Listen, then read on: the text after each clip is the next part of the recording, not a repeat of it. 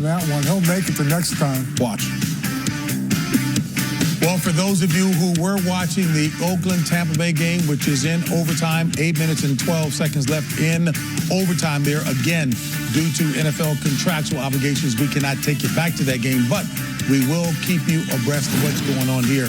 And a reminder, still to come, rekindle the best shots, magical moments, and fantastic finishes. Plus, meet all 4 first-time major winners and much more when Geico presents golf's best of 20-16. All right, Coach, let's get to the highlights. Yeah, I'll tell you, the New England Patriots, I'll tell you, it was about Tom Brady. I know he had 5 sacks, but I'll tell you what, he was spot on. Here he connects with Chris Hogan, former Buffalo Bill, 53 yards out. He had 4 touchdown passes on the day, and this one was to Rob Gronkowski, another 53-yard pass. That was Rob Gronkowski's 69th career touchdown pass, and that is a Patriots record. They win the game 41-25. And after the game, it was our Evan Washburn who caught up with the big fella, tight end Rob Gronkowski. Well, Rob, season-high 41 points. You've been a part of a lot of offenses here in New England. What do you think separates this group and the tear you guys have been on since Tom's been back? We just take one week at a time, and we're just trying to work together as an offense. Just everyone have the chemistry, everyone to come together and help each other out to drive the ball down the field. It's not like one person's just trying to make a big play. Everyone's trying to help each other out so we can come together as a team and make points. All right, time now to take a look at our player of the game presented by Auto Trader, and it is Patriots quarterback, no surprise, Tom Brady. I'll tell you guys, take a look at this. 22 of 33, 315 yards, 4 touchdowns. He did get sacked 5 times, as Coach Cowell was pointing out. But you're talking about a quarterback that is unbelievable under duress, and just time after time, week after week, this is what we see. 4 games, the guy's got 12 touchdowns, 0 interceptions. And Tony, what did you predict? I said he would go for 40 touchdowns. 40 touchdowns. He's missing the first 4 games. Yeah. That's right now he's averaging 4 touchdowns, 3 touchdowns a game, right? Yeah, so he's on his way to getting it done. He's need a couple games where he's going to have 4 or 5, which obviously he can go out there and get that done. I know this is probably a little premature right now because we're only halfway through the season, and he's only played half of the games that we played thus far. But is he now all of a sudden in the conversation for MVP after these first 4 performances? There's no doubt about it. There's no doubt about it. I mean, this guy's coming here, and he's elevated the game. And we said it before. It'll be interesting to see when he comes back with all the weapons he has around him. Martellus Bennett to pick up in the offseason. I think Dion Lewis is going to start coming back, too. There's another guy that, coming out of the backfield that he can throw to. So he's just playing, this offense is playing at a high level, and it'll be just, I hope they can stay healthy, and because I think that you're talking about some record numbers they could put up. Well, I tell you what, when you talk about Tom Brady, you mentioned the 5 sacks. But, you know, quarterbacks like him, Drew Brees, Phillip Rivers, they don't mind getting sacked because they know they can pick it up. And you see him doing the little things, catching 12 men on the field, getting free plays. It's all the little things that they do that make, that separates the good from great. And he's able to buy time. He has great pocket awareness. He steps up, steps out. His eyes are always downfield. And you always watch the defenders. You know he's not going to run for it, even though we saw him warming up in the tunnel. And he ran for 15 yards. That has to be a lifetime record. So with all the things you're talking about as far as Tom Brady is concerned, to the outsider, it looks like the game has slowed down for him. You know what? Here's the one thing that I would say. Josh McDaniels is going to get a lot of opportunity to be a head coach again in the NFL. If I were him, I would just stay right there because they can do things together now for the next few, 2 or 3 years that are unprecedented in this league. When you think of the numbers, because it doesn't look like it's going to slow down anytime soon. And with Belichick manning the sideline, and with Josh McDaniels calling the plays, and Tom Brady pulling the trigger, it doesn't get much better than that. We've seen that, though, right? We've seen him step out. McDaniels needs to stay right there. You never split Voltron up. You never switch up the Transformers. Stay together. You're strong. Coach is champion at the bit. We'll get him as the Subway postgame show continues.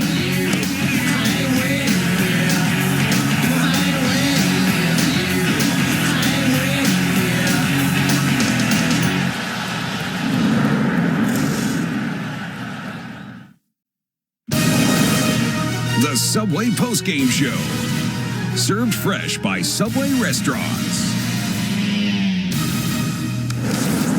And welcome back to Studio 43 and the Subway postgame show. And we'd like to let you know you can also catch us online. Watch the Subway postgame show at CBSSports.com. And Week 9 in the league begins with Thursday Night Football only on NFL Network.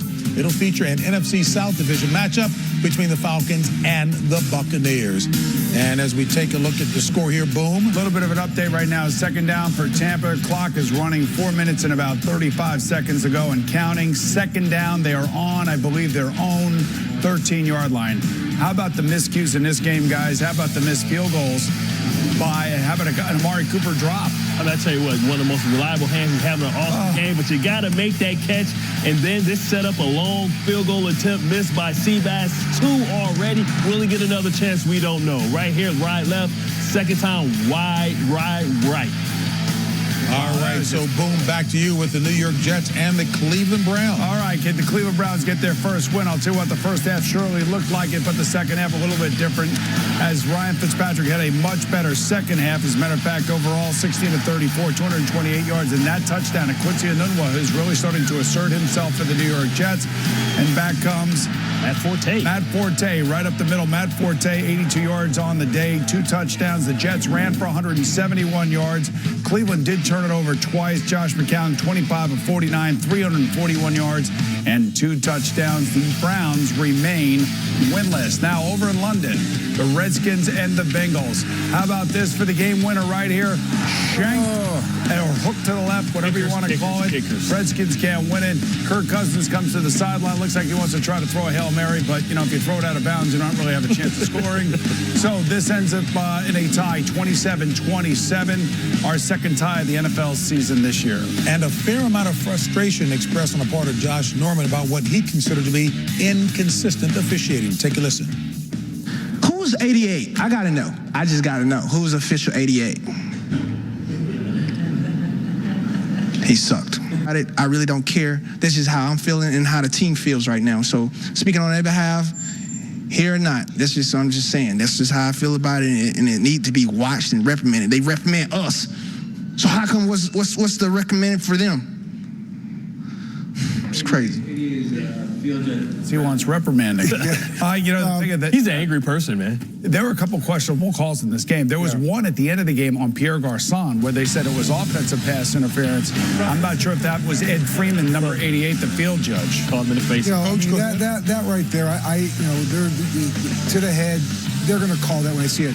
This one, again, I think what you're seeing is the very initial hand that's going to the face mask, and an official, they're calling what they see. They're not calling phantom calls. So, when you see a hand go up into the face, there is a chance that's going to get called. So I know that he didn't think, well, I didn't hit him, but the guy's calling it from back here. Don't put your hand there. I always say, don't put yourself in a position where you now make the guy have to make a judgment call. So, I understand the frustration, what you're doing, but, again, I think it's a frustrated player after a game, and he had some calls go against him, and that's what you're going to see. It was that kind of time. I mean, it's a great soundbite. I've been on that side of that too as well. I'm sure. I'm sure Tony has as well. When he goes back and he watches the film, he has to understand that the refs are being held accountable as well. They're being graded. They want to be able to referee the big games, the playoffs, the Super Bowls. So if they don't make that call, and then what happens is they send it into the league, the other team sends it into the league, then they get graded down, and then they can't earn as much money as they want to earn. So, when he goes back, watch that, he'll understand that he did make contact to the face, and they have to call that, whether it's incidental or not. And I'll just say this about the officiating. It's a fast game. And I sat there and was a head coach for 15 years, and you get frustrated. The only thing you want to have happen is you want consistency on the field. And I want to make sure I would pull him over. It's a teaching moment for me. What do I tell the player to do?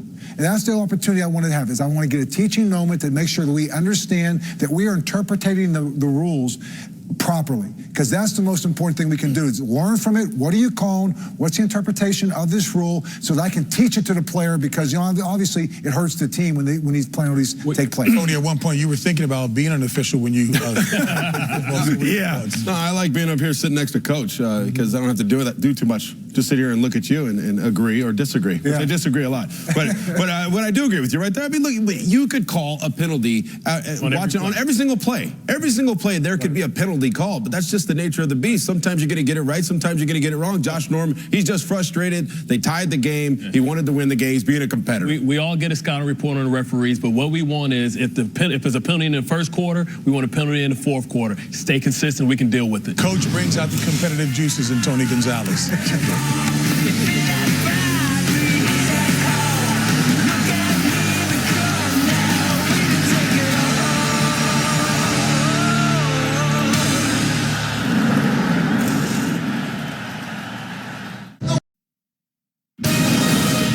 The Subway postgame show. Served fresh by Subway restaurants.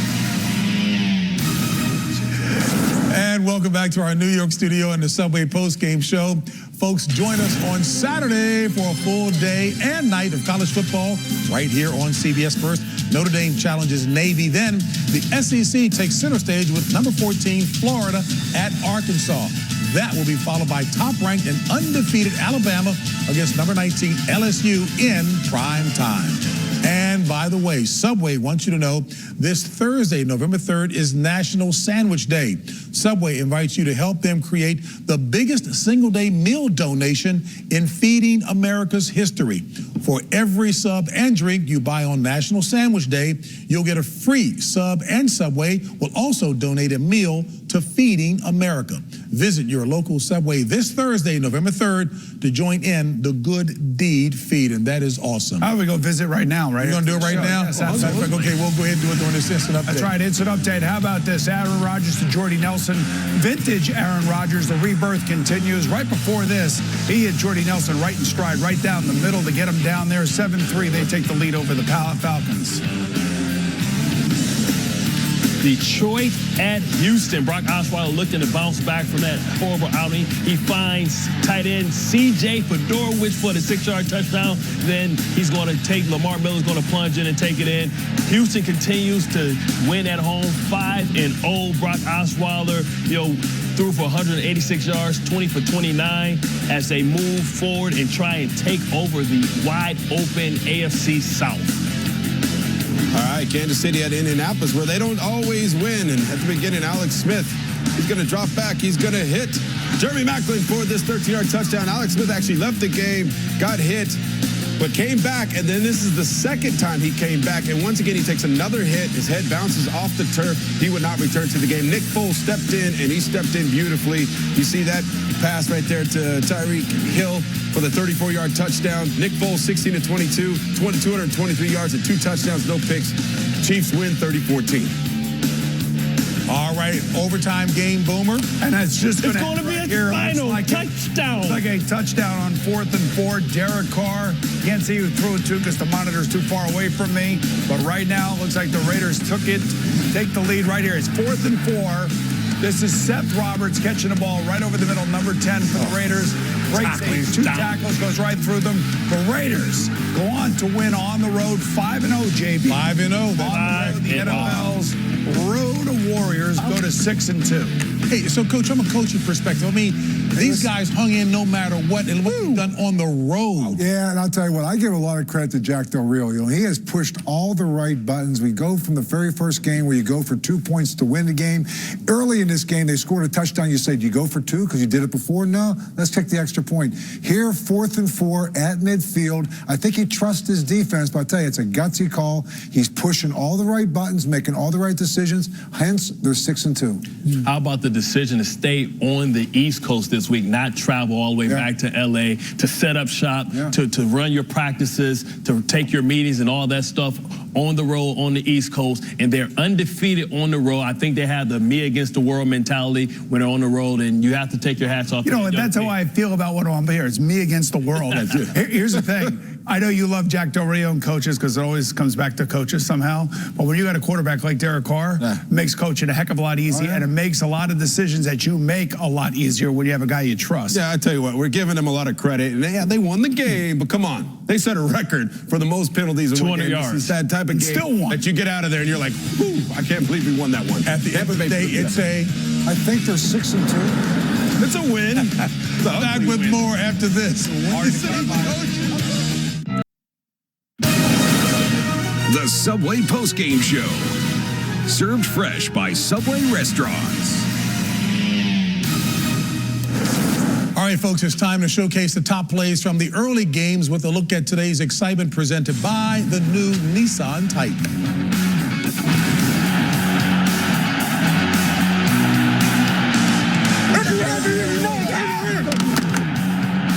Smith throwing end zone, caught Maclin. Julian Edelman is in. Touchdown, Patriots. The New York Jets have scored 20 unanswered on the Cleveland Browns. Rodgers is in. Touchdown, Tampa Bay. Gronkowski with a big spike.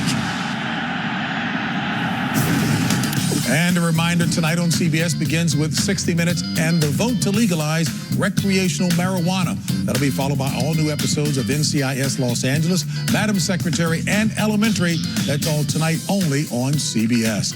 And we'd like to welcome those of you who are watching the Oakland at Tampa Bay game. That thrilling overtime finish that Oakland won. They are now 5-0 on the road. All right, now let's get an injury update on Alex Smith from our NFL Today insider, Jason Lockenfora, in the newsroom. Jason? Well, JB, Alex Smith was diagnosed with a concussion after that second hit, the blow where his head struck the ground, as we showed the video of before. So he's in the concussion protocol. He cannot speak to the media as part of that. The NFLPA is aware of these instances, including a hit earlier in the game where he came up, appeared very wobbly, shaken, but was allowed to return. As we saw earlier this year, Cam Newton in week 1, the NFLPA asked the league to investigate that jointly with them. They found protocol wasn't breached. There was another incident with Tyrod Taylor, I believe, in week 2. Same thing. Both sides investigated it. They determined a protocol was not breached, and the NFLPA will determine now whether they feel like this Alex Smith situation should be investigated.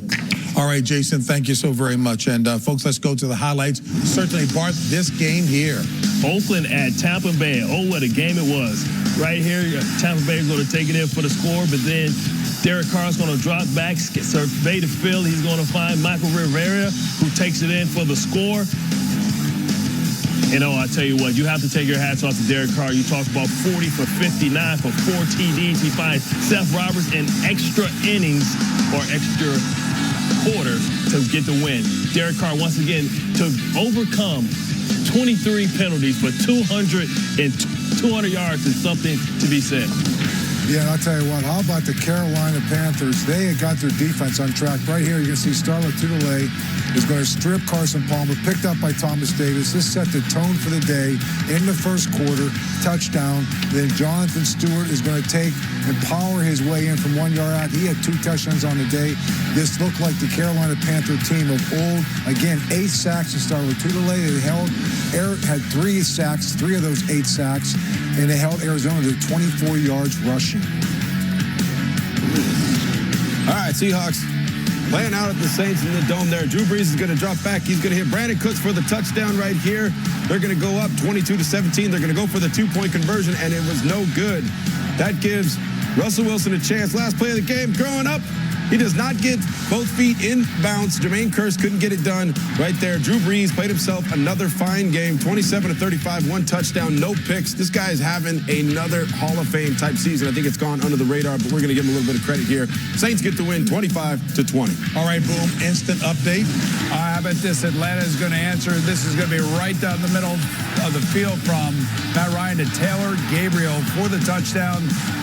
That's 47 yards for Matt Ryan, and you talk about an MVP candidate. Matt Ryan, certainly that. 10-7, they take the lead over the Packers. Bro.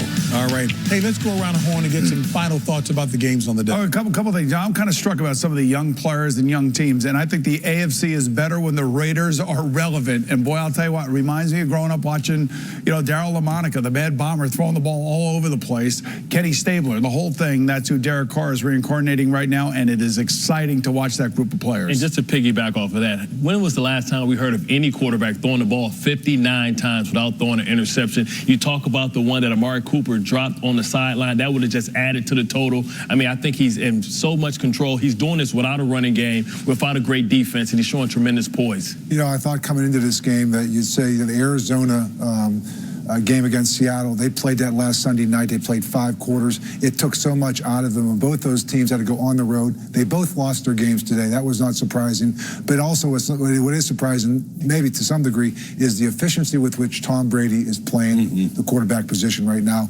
I mean, he's got 12 touchdowns after 4 games. It's an amazing pace, playing at a very high level, and never ceases to amaze me. Yeah, and you got to think about the New England, too. Their defense is playing pretty well. Yeah, they are. If any team looks like a Super Bowl team at this point, that would be somebody that I would say, hey, that's the one that's going to win the whole thing before it's all said and done. But another team that I think bounced back really nicely coming off a bye, the Carolina Panthers.